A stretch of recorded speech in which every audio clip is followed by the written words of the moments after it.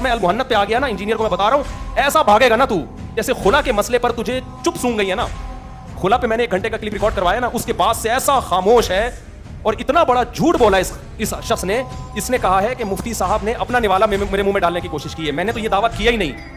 یار تم صبح و شام پوڈ کاسٹ میں بھی کہہ رہے ہو کہ عورت یک طرفہ خلا لے سکتی ہے, شوہر راضی نہ بھی ہو تو بھی خلا لے سکتی ہے. صبح و شام تمہارے دعوے ہیں, میں نے تمہارے کلپ چلائے, اور تم پھر کس منہ سے کہہ رہے ہو کہ میں نے یہ دعویٰ کیا ہی نہیں ہے. اور کیسے بے شرم لوگ ہیں جو سامنے بیٹھے ہوئے ہیں, وہ کیوں نہیں پوچھتے کہ یار ہم تجھ سے قرآن و سنت سیکھنے کے لیے آتے ہیں, مفتی صاحب نے 1 گھنٹے کا خلا کا ریکارڈ کروایا, تو اس کا ترجمہ تو نے غلط کیوں کیا ہے, اس کا تو پہلے جواب دینا, پھر ہم تجھے آگے چلنے دیں گے. اور یہ تو نے کیسے زنا کے اڈے کھول دیے کہ جب چاہے عورت کو طلاق دے سکتا ہے, اگرچہ گناہ ہوگا لیکن دے سکتا ہے, یہ کیسے تو نے کہہ دیا, اب اس کا جواب دینا. اسی طرح سے ریکارڈ کروانا جیسے مفتی صاحب نے ریکارڈ کروایا ہے. سامنے بیٹھے ہوئے بھی, جیسے قرآن کہتے ہیں نا ضعف الطالب والمطلوب, جو بتوں کی پوجا کرتے ہیں وہ بھی کمزور لچڑ, اور وہ بت بھی کیا ہے, کمزور اور لچڑ. جو سامنے بیٹھے ہوئے وہ بھی اندھے مقلد, اور یہ بھی اندھا آدمی ہے. تو فطرے بدلنے کا ماسٹر ہے. جب کسی مسئلے کا جواب دو, پہلے ہی اس پہ بحث ہو. پھر ہم گئے نا جہلم, ساری دنیا کو پتا ہے. تمہاری دعوت پہ کیا تھا میں, تمہارے کلپ لوگوں نے تمہیں غیرت دلانے کے لیے چلائے کہ مفتی صاحب کی کرامت ہوگی, کبھی بھی نہیں آئیں گے. پھر میں نے مجھے پتا تھا یہ بہت شرارتی ہے, بہت ہوشیار آدمی ہے, یہ موقع بھاگنے کا تلاش کرے گا, اس لیے میں نے جہلم جاتی اس کے گھر نہیں پہنچ گیا. میں گھر چلا جاتا, کہتا میں تو نانی کے گیا ہوں. یہ کرنا تھا اس انسان نے, یہ کہتا میں تو پھپھو کا گیا ہوں, مجھے کیا پتا تھا. اس لیے میں نے جا کے ریکارڈ کروایا. میں نے کہا 48 آورز میں آپ پازیٹیو رسپانس دیکھ دیں کہ میں بیٹھنے کے لیے تیار ہوں. آپ ٹائم بتا دیں, دن بتا دیں, اگلا ہفتہ ہوگا, 4 دن کے بعد ہوگا. اس سے زیادہ فیئر کوئی ہو نہیں سکتا. اور میں نے بات یہ کی کہ حضرت معاویہ اور رفع الدین تو میں لایا ہی نہیں. میں نے کہا بات کس پر ہوگی, المحنت پہ. خدا کی قسم جس میں کانفیڈنس ہوتا ہے نا اپنے عقیدوں کے صحیح ہونے کا, وہ اس طرح ببانگے دہل جاتا ہے, کھلے عام ویڈیو ریکارڈ کروا کے چینل پہ ڈالتا ہے, 48 گھنٹے کا ٹائم دیتا ہے, بھاگنے کے راستے روک دیتا ہے, پورا آپ کو حق دیتا ہے آپ ہی کے شہر میں جا کے. اور جس کے دل میں کالا ہوتا ہے, جس کے دل میں چور ہوتا ہے, جس نے سوائے فضول باتوں کے کچھ بھی نہیں کرنا, وہ بھاگتا ہے ایسے موقع پہ. تو یہ جو کہہ رہا ہے نا, میں اس کو پکا کر رہا ہوں.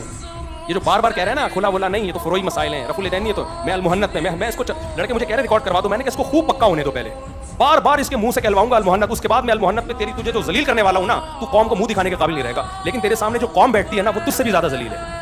وہ کہتی ہے بھائی جتنا مرضی ذلیل کر لو, ہم نے انجینئر کے نام کا کلمہ پڑھ لیا. اور المحنت پہ بھی میں اس کو ذلیل کرنے والا ہوں انشاءاللہ. المحنت پہ تو ہم جب گئے تھے نا جہلم, تو پورا رجسٹر ہمارا تیار تھا, پورے اس کے کلپ نکال کے رکھے ہوئے تھے, پورے عقائد پر جو بھی دلائل ہیں سارے, وہ تو ہمیں تیاری کرنے کی ضرورت ہی نہیں ہے. اس میں تو میں ٹھک ٹھک اس کی کلپ چلاؤں گا اور دلائل پیش کروں گا, یہ بھاگنے کے قابل نہیں رہے گا. لیکن خلا والے مسئلے پر ہمیں اندازہ ہو گیا کہ اس کے جو فینز ہیں نا, وہ انتہائی درجے کے ڈھیٹ ہیں, انتہائی درجے کے ڈھیٹ ہیں. وہ پیچھے ہٹنے کے لیے تیار نہیں ہے. یہ خلا کا مسئلہ جو تم ہے, کو فروئی مسئلہ تھا, یہ چھوٹا سا زنا کا مسئلہ ہے بھائی.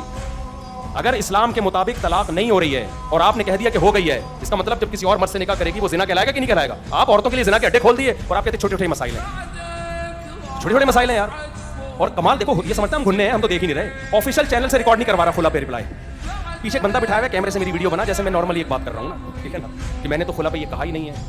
اس کا ایک فین کا ویڈیو کلپ آیا تھا میرے خلا والے مسئلے سے پہلے, اور کہا تھا کہ دیکھیں مفتی صاحب ابھی کیا بات کرتے ہیں قرآن و حدیث کے ریفرنس کے ساتھ, دیکھتے ہیں تاکہ ہمیں بھی تو پتہ چلے قرآن حدیث کیا ہے, کاش پہلے کر لیتے. تو پھر جب میرا کلپ آیا ہے نا, تو میں نے کہا دیکھیں یہ جواب میں کوئی بھی اگر کل آیا پرسوں کوئی کلپ, اور کہا مفتی صاحب کو چاہیے انجینئر سے معافی مانگے. مجھے اندازہ ہوا, میں نے کہا یہ بڑی ڈھیٹ نسل ہے, یہ کیا ہے, یہ بہت ہی کوئی ڈھیٹ نسل ہے. اس کے فینس بھی اور یہ خود تو ہے ہی, بہت ہی کوئی ڈھیٹ نسل اللہ نے پیدا کی ہے. بھائی تم مہند المفند کا مقابلہ نہیں کر سکتے. جب میں بتاؤں گا تو آپ کو پتہ چلے گا, علماء دیوبند کے بڑے ہی خاندانی عقائد, بڑے ہی